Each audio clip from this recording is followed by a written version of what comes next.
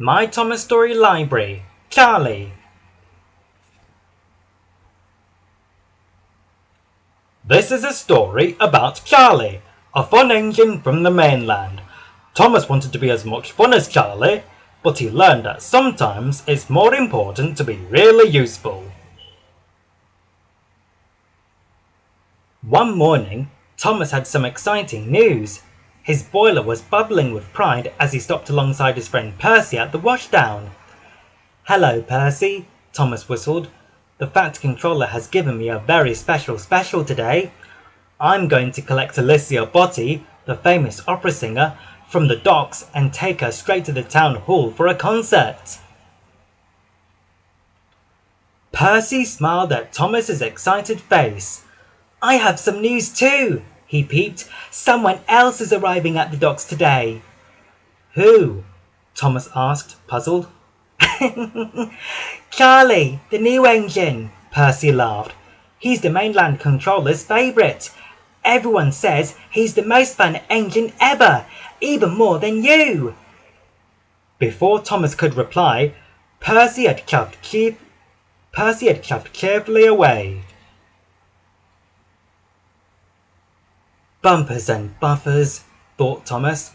I didn't think any engine could be more fun than me. He puffed off to meet Alicia Botti at the docks, his wheels whirring with worry. "I'm so pleased to be travelling with you, Thomas," she said as she boarded Annie. Thomas felt very proud until he saw a small engine painted a cheeky bright purple. "That must be Charlie," Thomas whistled quietly.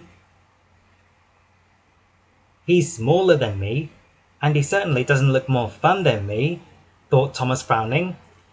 The purple engine puffed off with a mischievous smile. "Hello, I'm Charlie. Are you Thomas?"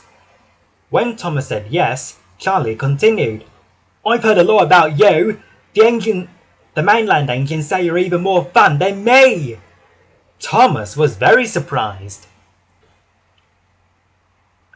Just then, the Fat Controller arrived. "Thomas, Charlie has a busy first day on Sodor," he boomed. "He's helping with the concert. He has to collect the ice cream from the dairy and the red carpet from Knapford Station. Will you look after him?" "Yes, sir," replied Thomas. "Yippee!" whistled Charlie with a burst of steam. The Fat Controller chuckled as he left.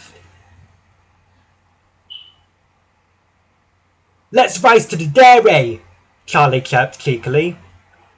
"I'm too busy for races today," Thomas replied. "I heard you were a fun engine," Charlie tooted, but you're not fun at all." Thomas didn't like being told he wasn't fun. "All right," he said. "I'll race you to the dairy. Then I'll take Miss Botti to the town hall. I'm sure there is time," he decided. And with a flash of their fireboxes, the race was on. Thomas and Charlie roared through tunnels and thundered through junctions, laughing all the way. When they reached the dairy, Thomas had beaten Charlie by a single buffer. "How exciting that was!" trilled Alicia Botti. She sang a lovely song that made everyone smile. If you were a really fun engine, you'd race me to Knapford next," panted Charlie, as his ice cream churns were loaded. Thomas wasn't sure. He was late, but he wanted Charlie to think that he was a fun engine. "One more race, Charlie," he agreed. The two engines wheeled off again. Halfway to Knapford Station, Thomas saw Gordon huffing towards the town hall with the Fat Controller. "Cinders and ashes! I'm very late," Thomas gasped.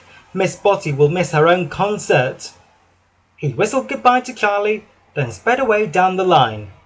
It was a very bumpy ride, and the couplings became looser with every rattle. As he bumped onto the bridge, his coupling hook went snap!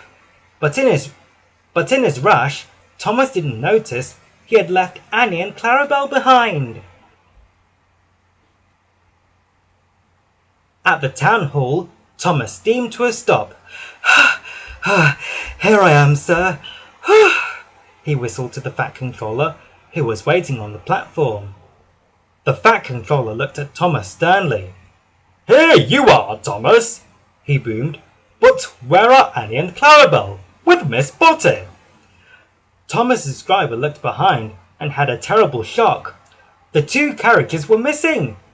Thomas had been having fun when he should have been being really useful. "I'm sorry, sir.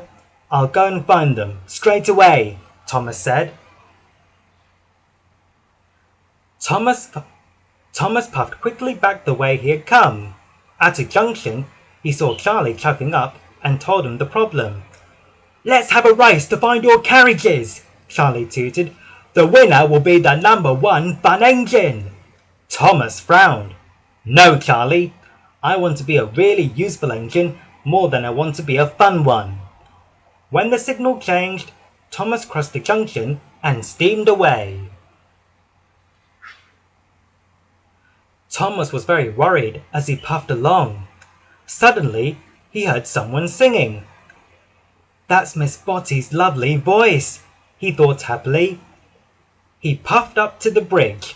Miss Botty was leaning out of Annie's doorway, singing to a crowd of people below.